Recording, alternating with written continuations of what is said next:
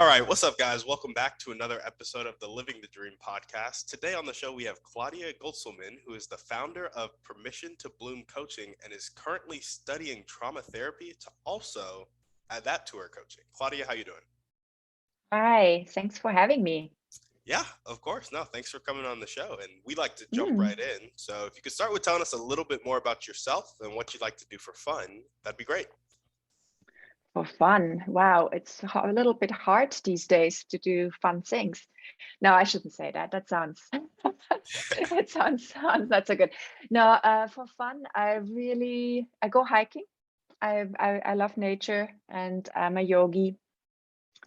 Um, I read, and if the world allows, I like to go dancing. What type of dancing?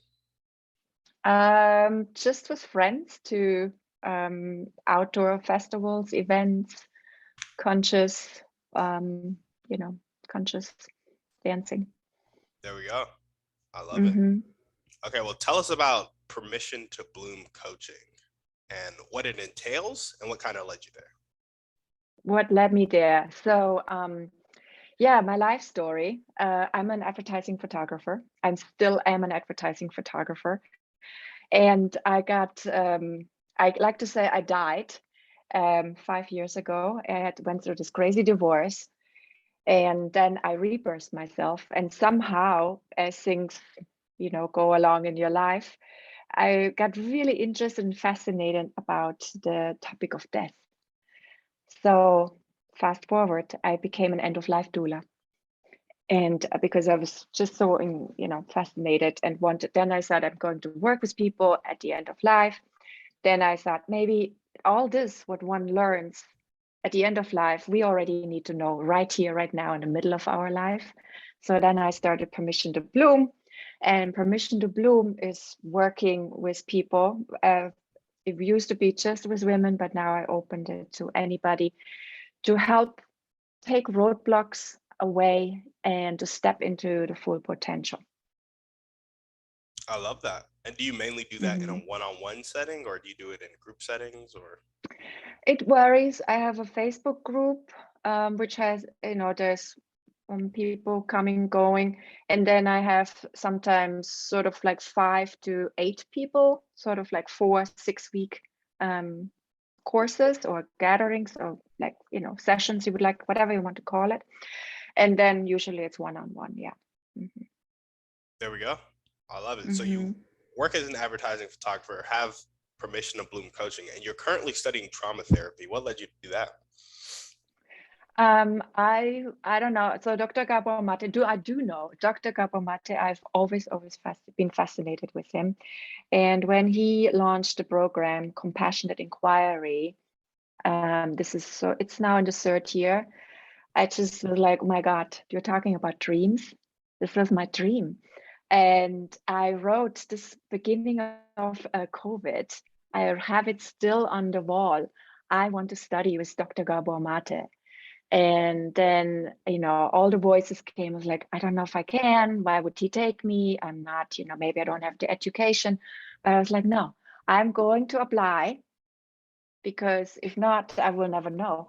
And so I was accepted. And now it's in the end of January. It's been 1 year and the program, the first part of the program is coming to its end.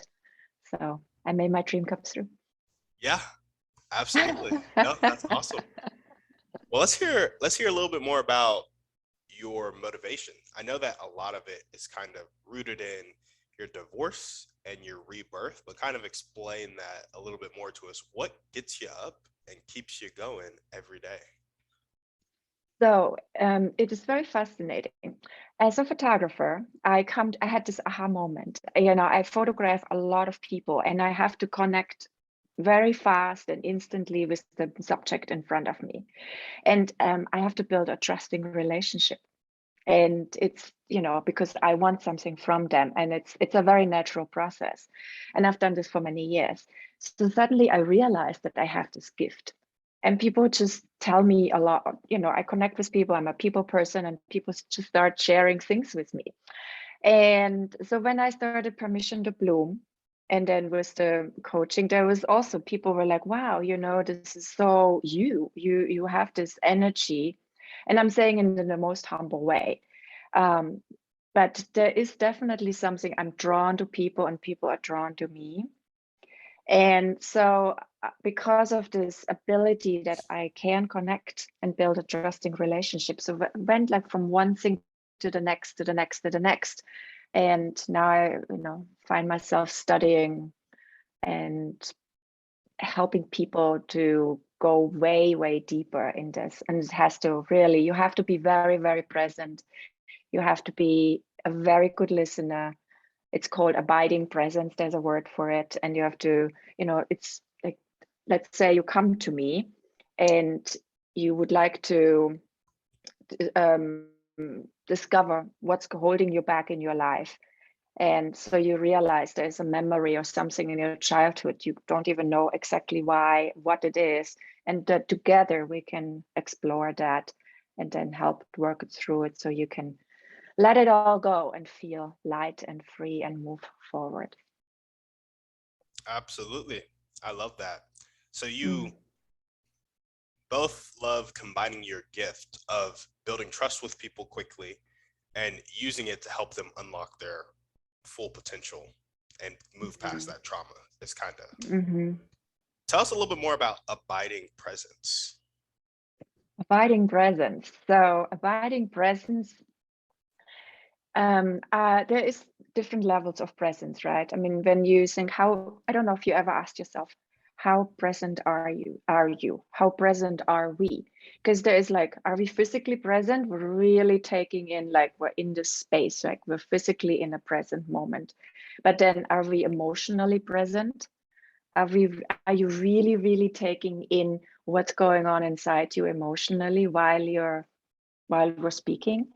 And then there's the mental presence also, and mentally being present with, like, are you aware of your voices? Are you aware of what your mind is telling you?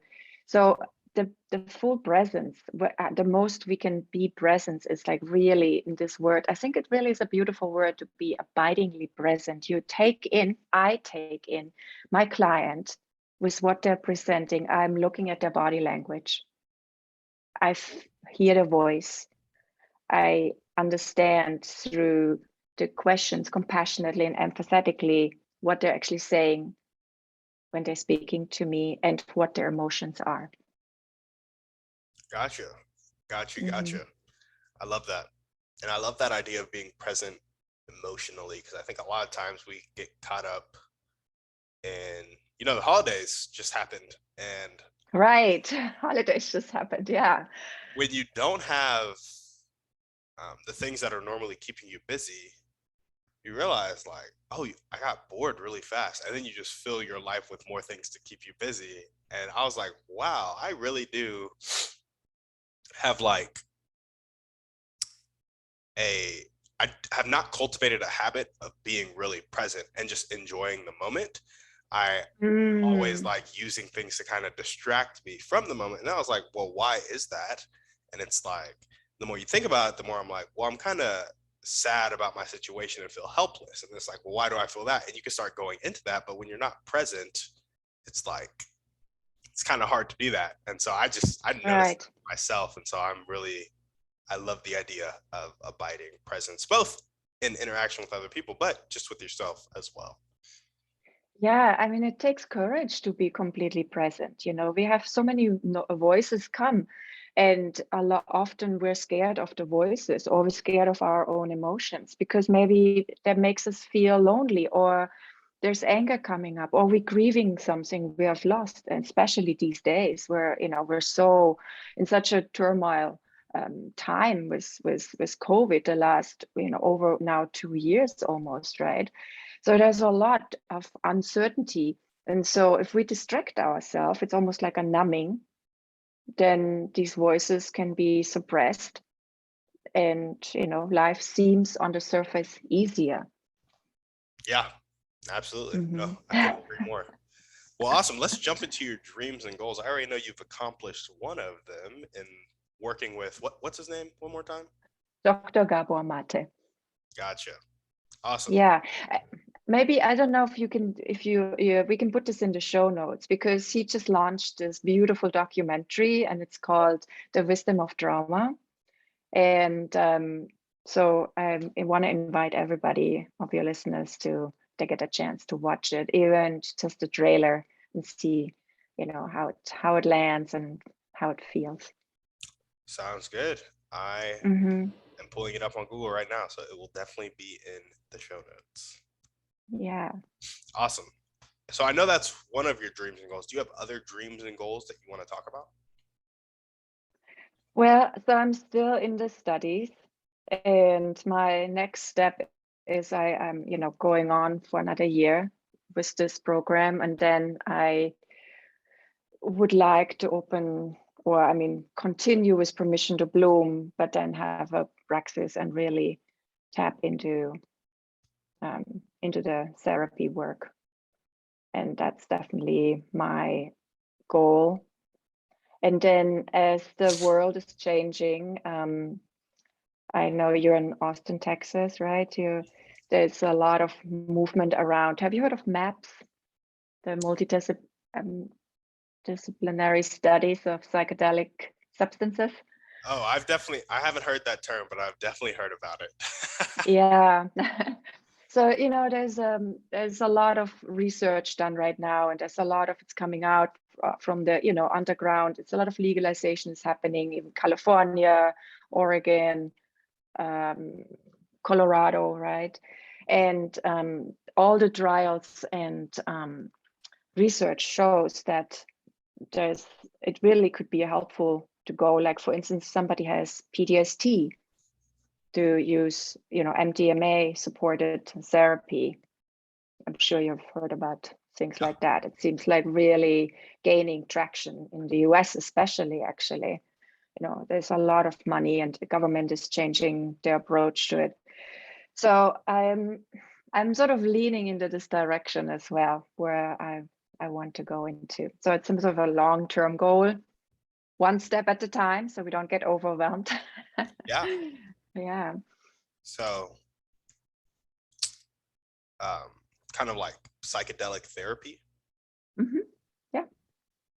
Mm-hmm. I love it. Basically assisted therapy assisted, and I really want to emphasize how important it is to know the patient in advance, and then have a very safe setting, not, and not doing nothing related with party, but really doing it in a very sacred way. And then integration is super key, because whatever comes up, whatever we can't access, right? There's so much in our subconscious, whatever comes up through that, then it needs integration. And we cannot do this usually by ourselves. We need support with, by a trained person. So it's like very key. Yeah, absolutely. Have you ever seen the Mindset Mentor podcast? I think his name is Rob Dial. He recently had somebody on his podcast that talked about going into 7 days of darkness. Oh yeah, I've heard the darkness rooms. Yeah, I'm currently in Europe, and there is one in Poland. There's a dark chamber, it's a retreat center. And you heard him talk about it. So it's very, very psychedelic. Yeah, because apparently after you're in the darkness for so long, you get like an endogenous DMT release. So it's like, it's essentially like you took psychedelic drugs, because your body like produces the right, whatever happens, whatever hormone is released or whatever.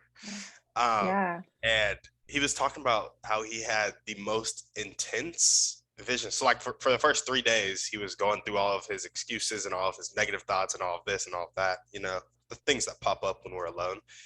Then on like day 4 or something, he started having the psychedelic visions, and they were the most intense visions. Like, he's done psychedelics before, but they were the most intense visions that he's ever had, is what he was talking about. And so it was fascinating to me, because I'm not a big fan of putting stuff into my body that like I'm not familiar with. So psychedelic drugs kind of turns me off, even though like I've had friends talk about it, and I'm like, the experience itself sounds kind of awesome. Like, low key want to do it, but I don't like putting stuff in my body. But then having the 7 days of darkness, I was like, that's something I could do. Like, Right. totally open and down to like go do that. But yeah, it was just fascinating for me. Oh yeah, our body is capable of so much. It's just the thing also with like holotrophic breathing, right? You can really through the breath. I mean, what can happen in with breathing by itself, and we can completely go into sort of trance just by with our own breath, by holding it and releasing it. And then yes, with darkness, I Yeah. find it so amazing what our body can do. You know, So I'm fairly new to learning about breath work, and I I just watched a couple of YouTube videos on, I think his name is like Hoffman or something like that. oh, Wim Hof, did you Wim do Wim Wim Hof? Hof. I watched some Yeah. videos on Wim Hof. I also watched some Hmm. videos on some Shaolin monks who like they just do insane things. Like the way they've trained their body and the way they can control their breath to like manage the temperature of their body despite being in like boiling oil or something like that. Yeah. And so I was just it's just crazy to me because I always had to I don't know if you like watch anime or anything, but I always had a dream growing up as a child to like kind of be in an anime, and I was like, life is a lot more like an anime and that we can kind of access supernatural aspects of life. Like we can do it. It's not Mm. impossible. And so I don't know, it was just Right. breath work, the kind of endogenous DMT, darkness, and psychedelic drugs, and the whole spiritual realm. It's I don't know, it's just fascinating to me. So Yeah, even meditation, right? You can yeah, drop into whatever state of being through meditation, and time, how we perceive time and how it falls away when we start sitting. And first, all the chatter and how it just suddenly quiets down. And then you sit there and you think, I don't know, has like 2 minutes passed or is it half an hour? You don't know anymore. yeah, That's amazing. absolutely. So we got finishing the study and starting your own practice, Mhm. getting into psychedelic therapy long term. Are there any other dreams or goals that you want to talk about? To find that inner peace, that's like nothing to do with a career, but I think if we find our inner calling, which I feel like I found, which is, we're all one with everything, right? So then that will project out who I am also in the world with others. And maybe I don't know if it's a goal, but it's like that lifelong exploration and curiosity we should bring to ourselves to grow. And the more I can, undo, become more authentic, then I make the place, my world, my little world, a better place. Yeah, yeah, absolutely. I And the more I you, don't know. It's interesting because you probably get a lot of different answers when you ask these questions. I do, yeah, they vary a lot. And I think it's typically like goals and dreams they have for their careers, which are always unique because most people are like small business owners, even like W2 employees will want to go start a small business, or you'll get people my age who are like 21, 22, and they're like, I want to write books and go into the film industry, where it's like, this is like completely unique. I haven't heard anybody talk about the psychedelic therapy, so it's always something completely different. Yeah, Yeah. I had this one dude come on. Anyway, yeah, it's from ending homelessness to psychedelic therapy to the regular kind of small business goals to funny sales videos. It's just all Wow. all around. But most of them resonate around that inner peace Hmm. slash freedom. So that is a common theme, and I think it's because we all want that. Right. Yeah. What is it what makes us happy? What is it what keeps us going? What is it what, pushes us forward when we wake up every day, right? This something we dream of. And but then the question is, how do we achieve it? And or even, I mean, some people don't even have a dream, right? They don't even know what they want. So it's powerful if you have a vision, if you say, yeah, this is, I could see myself in 5 years. Yep, Yeah. absolutely. Couldn't agree more. Well, awesome. Yeah. If there were one or two people that you could meet right now, and this could be a specific person or a type of person, and they would really help you take the next step towards your dreams and goals of getting into psychedelic therapy, finishing your study with Dr. Gabor Mate. Gabor Mate, and Yeah. starting that therapy practice, who would they be and how would they help you? Wow, that is a big question.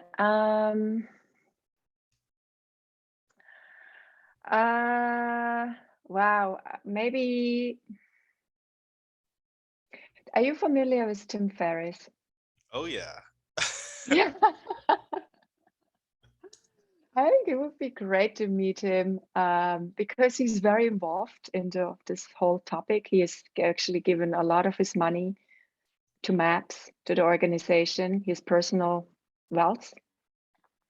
And I feel like he would be one of the people to just good to know and engage and connect with, and the circle he walks in.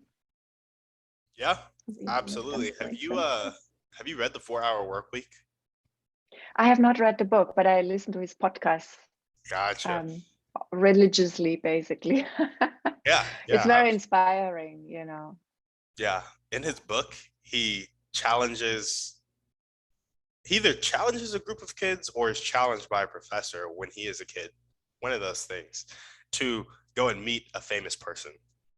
And they have to do it in like a month or by the end of the semester or something like that. And it's extremely possible to go meet Tim Ferriss is what I want to tell you.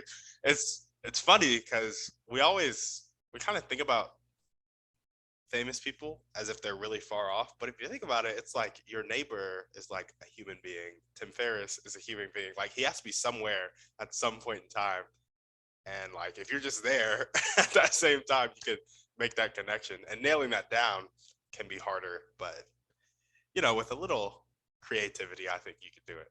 But yes, meeting Tim. Yeah, it's true. I mean, it's even, I mean, I used to live in LA, and it's the same thing. You see celebrities out on the street all the time, and everybody's like, oh my God. But at the end, they're just humans going to a dinner. Yep. And you could actually go and say hi and just act like they're just normal people. But I guess because we put them on a pedestal and then we think they're unreachable, but maybe that would be refreshing. They're like, oh my God, somebody said to me hi, and not just acted like I am this weirdo, up there. Maybe somebody would be like, hey, how's it going? Who knows, right? You never know. Yeah, yeah. It'd be Matter of fact, Tim Ferriss lives in Austin. You're in Austin. You should find out where he is. Does he really live in Austin? Yeah, he lives in Austin. Dude, yeah. I'm like, everybody lives in Austin. Joe Rogan's here. Tim Ferriss is here. Yeah, Joe Rogan moved there too. I mean, you're right at the right place. Yeah. You could meet everyone. You just have to maybe go to you should just go to the coffee shops where they are. Yeah. Honestly, I probably wouldn't recognize him if I saw him. But yeah, Tim Ferriss, that's so cool. Well, hey, come to Austin. You can sleep on my couch. And yeah. Thank you for offering. Awesome. Well, what's the most important one or two things that everyday people can do to really help you accomplish your dreams and goals of getting that psychedelic therapy practice up, inner peace, and trauma therapy going? What everybody else could do for me, you're asking me? Wow. I don't know. Maybe keeping an open mind to like a new way of being and thinking, like because this is a very new approach. So the more we are open to each other's ideas and new way of thinking, maybe that's so we can all live in a better world together. I love that. Maybe that would be my answer. Mm-hmm. Yeah, this question is also interesting. I've debated on whether or not to take it out or not and just ask a more I don't know, just a more interesting question that I think of. But it also usually revolves around this keeping an open mind, interacting with each other, like be your best self so that the world can be its best self, which is an interesting thought because most of the time Mm. it could be two things. It's like share my podcast, which is kind of like what it is for me when people ask me that question. It's like share my podcast and also live your dreams. But there's always that be your best self portion, which I didn't Right. expect when I first started asking this question. But awesome. Let's jump into our thriving three now. And so the first question is, what's your favorite book, movie, or podcast? Pick one. Okay, so the book I was telling you earlier, I mean, I'm coming back to Eckhart Tolle recently. It's The Power of Now. It's a classic, but I suggest I invite everybody to read it. I think it's a really good book, and it's about being, dropping more into the presence, into being present with ourselves, which seemed to be the overall sort of, we've been talking about this, especially in this world. There's nothing, I mean, we don't know what's tomorrow. And then the past is the past. So it's all about really honoring the presence, because that's where the magic lays. That's where we make the memory, where we get to be, with each other instead of being somewhere over there or in our mind somewhere in the back. So Power of Now is definitely one of those books. Absolutely. I highly Mhm. recommend that book as well. There were two things that really stood out to me in that book.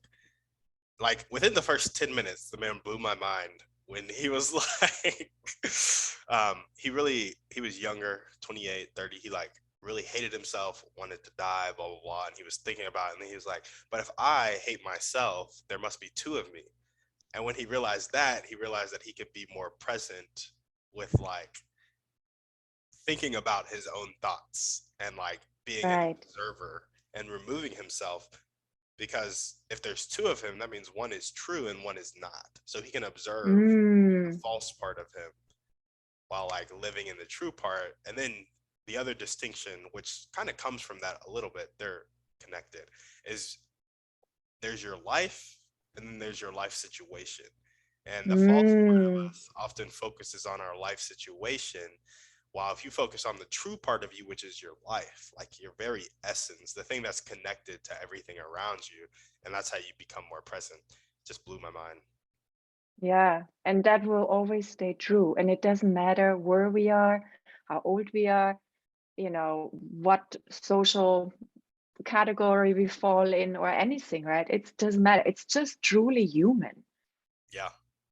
No matter where we are in the world, it's always that's the key, that's the essence. And I love that book has been translated in so many languages, and it speaks to Yeah. so many people. Yeah. Yeah. I'm a little upset it took me so long to read it because I'm pretty sure it's been out for a really long time, right? Like, Well, yeah, maybe in the future, actually, they have it as a school book. It's like you must read. yeah, they needed to be one. They needed to be one. Well, awesome. What's one way you like to take care of yourself? I meditate in the morning, and I'm a yogi. After we're done with this podcast here, I'm going to yoga. And I feel like it's extremely important. Again, I'm coming back to this now, to ground. Because if when we are grounded and connected to ourselves, to our body, then we can, master the rocky winds around us and the storm, Yeah, which is a lot of that going on in this world right now. absolutely. And what is Yeah. one action step that you can take right now or continue to take if you're already doing it to keep moving towards your highest priority dreams and goals? Action step. An action step. I am building. I mean, this is more like how should I say, back end work, but I'm building an email list Mm, where I'm like a newsletter, and where I really want to connect with the people I've worked with and the people who want to work with me. And so I'm keeping them engaged so I can share my thoughts, my progress, or, you know, just building a deeper, trusting relationship with the people I have. There we go. I love it. Mm-hmm. Okay, I have one last question for you. Mm-hmm. Actually, I might have two. It depends on how. So you know how there are people on the planet who have a really, fixed mindset. They're not willing to accept help. They're not willing to accept change. Sometimes they'll live their whole life like that, and unfortunately, sometimes they'll die like that. Other times, they'll make a switch at some point in their life to more of a growth mindset, willing to accept help and willing to accept change. In your opinion, what is the catalyst that causes that change?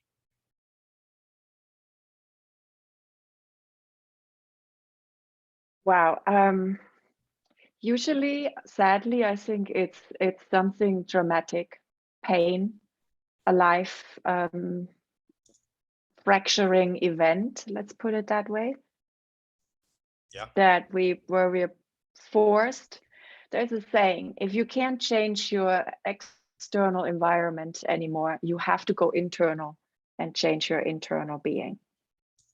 And I think often that's when we are forced to look inside, and then we realize that we are the masters of our short journey and we can change. Yeah. I feel like a lot when you hear this, people who go through some sicknesses, maybe cancer, even people who have maybe felt really arrogant, they felt like they had everything, but then something happens to them, the sickness, and then so they have to check in and or let's put it in maybe just generally a humbling life experience. Mm-hmm. Yeah. Yeah. Absolutely. I love that. Why do you think some people kind of experience what we would typically call humbling life experiences, but never go about changing? We'll stay with that fixed mindset. Some people hit rock bottom, or what we would define as rock bottom, and simply stay there. Fear. I think it's completely fear, because it's safer to stay with the fear than to face the pain. So it's a coping mechanism, actually. It's a traumatic response. You can have that with a lot of the addiction, people who have addictions. It's the same thing. It's much easier to stay with, let's say, with your addiction of whatever it is, like your substance, than to face what you have to face, which just doesn't feel safe. It's too painful. So it's the lesser pain, I guess. Yeah. Mm-hmm. Yeah. Yeah. Absolutely. Mm. Awesome. Well, the last question I want to ask is about consistency. And tell us about the power of consistency, in your life, but also I want to talk about it specifically in reference to kind of therapy work and finding that inner peace and inner calling. Tell us about the power of consistency there, and then also how we can become more consistent for those of us struggling with consistency. That's a beautiful question, actually. So the power of consistency, it's like, how do we form a habit, right? So have you heard of James Clear? That would be another book I would highly recommend, Atomic Habits. Great book. Because, yeah, great book. Wow, you read a lot too. I love that. It's an amazing book, because he talks about how to start with very small baby steps, how to make formulate a new habit. And that's exactly that. And that's the consistency. Maybe you remember when he talks about how he wanted to help go running. And first they had to buy the shoes, and they were not allowed even putting the shoes on. They had to just put the shoes on the door for like a week and look at the shoes. Then the week after, they were allowed to put the shoes on and go around the block. And slowly. So instead of just having this idea, and this is very timely with the new year approaching, people are like, oh, I'm going to start running next year and I'm going to be this great runner. And then, you run twice and you hurt your knee because your body isn't used to it. And you're like, oh, that's not for me. And then there's no consistency. You give up, right? And then it's the spiral and you're even frustrated. You're like, oh, and then you're back to old habits. But when you start small, baby steps, and then it's you train your body to actually do something new. And that will help you to find that consistency in the everyday. Yeah. Yeah. I love that. The small steps, training your body to do something new. He's also really big on like every action you do is a vote for who you Mm-hmm. like are becoming or who you are. And so Yeah. a lot of times we'll be stuck in our old habits and we'll keep voting that we're the person who is the alcoholic, we're the person who is the drug addict, we're the person who is lazy, or we're the person who eats junk food, we're the person who is poor. You know, we keep voting Yeah. for that part of ourselves. But every time we take an action that is of a new habit, it's like we're voting for the person who is financially free, is healthy, does work out every day, you know, isn't addicted to Yeah. unnecessary things. And so um yeah, it's just really cool. That book is You're right. And I want to add, another very powerful tool for a lot of us can be gratitude. Let's say we achieved something small that we really, in the end of the day or in the beginning of our day, really take a moment to honor the progress we are going through, because we're all very hard on ourselves. And it looks like we're not achieving anything. But if we stop and really like, so how was the day today? And what did I really do to honor the progress? Even if it's a baby step, to just say, I did it. yeah, And I bring gratitude to myself for doing it and showing up to myself in this new way. I love it. I love it. Can you tell us a little bit about how we can practice gratitude? Because I've tried some gratitude lists, like, you know, in the morning I'll write down some things I'm grateful for.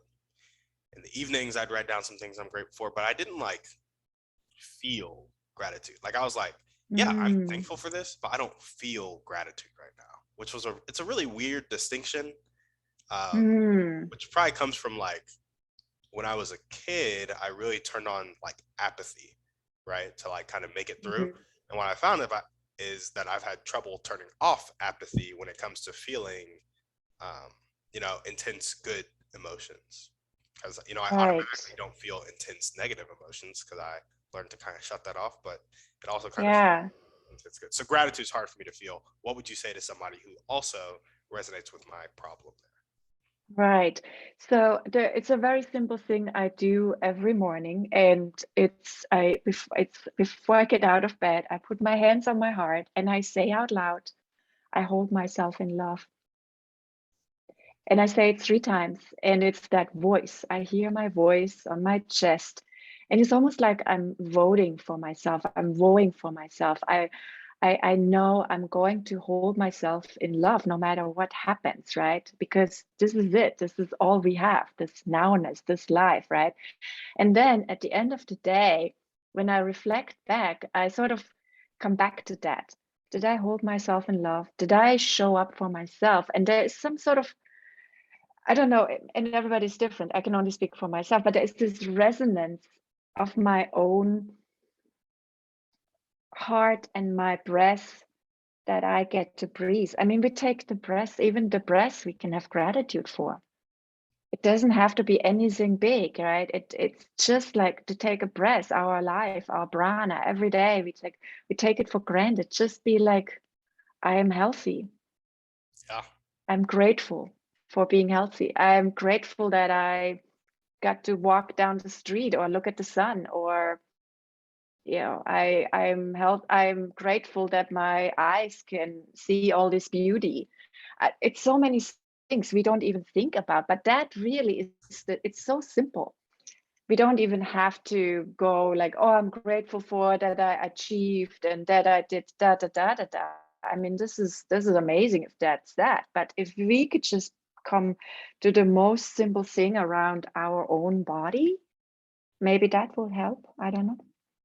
yeah, yeah. No, absolutely. I listen to Gary Vee because Gary Vee's like gratitude, gratitude, gratitude.